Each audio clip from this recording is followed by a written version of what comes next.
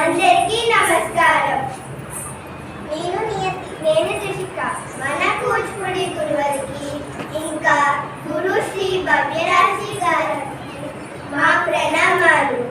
ఈరోజు మనమందరం ఎందుకు ఇక్కడ కలుసుకున్నామో తెలుసా త్రిషిక? తెలుసు నియతి.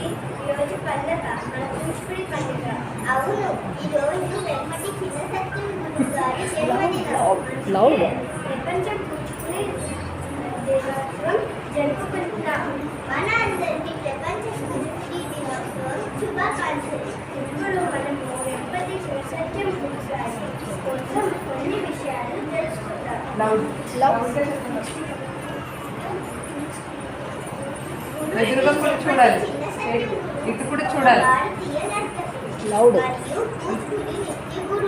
గురుగారు అక్టోబర్ అంటే ఈరోజు 1929 సంవత్సరంలో కూచిపూడి అనే గ్రామంలో ఒక బ్రాహ్మణ కుటుంబంలో జన్మనిచ్చారు. తండ్రి గారు వెంపటి చరమయ్య గారు, అమ్మగారు వరలక్ష్మి గారు.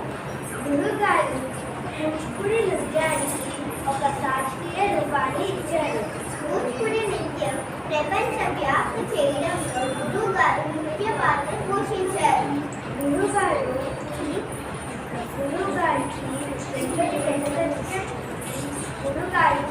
వేదాంతం లక్ష్మీనారాయణ శాస్త్రి గారి శిక్షణ ఇచ్చారు.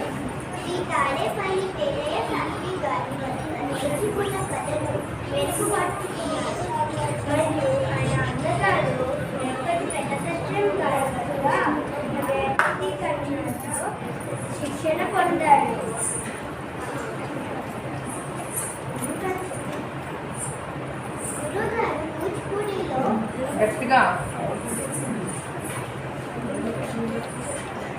గురుగారు కూచిపూడి అడుగులు ఎదురు కష్టంగా చెప్తూ శిక్షణ ఇచ్చారు. పల్లెం పైన నాట్యం మరియు ఒంటరి ప్రదర్శన, సోలో డాన్స్ గురుగారు పరిచయం చేశారు.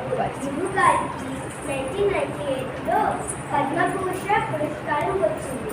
అంతేకాదు 1967లో సంగీత నాటక అకాడమీ ఫెలోషిప్ వచ్చింది.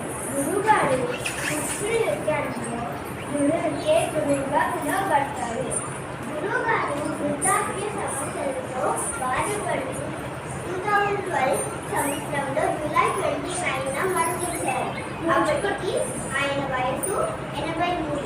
కూచిపూడి నృత్యానికి గురుగారు చేసిన కృషి చిరస్మరణీయం.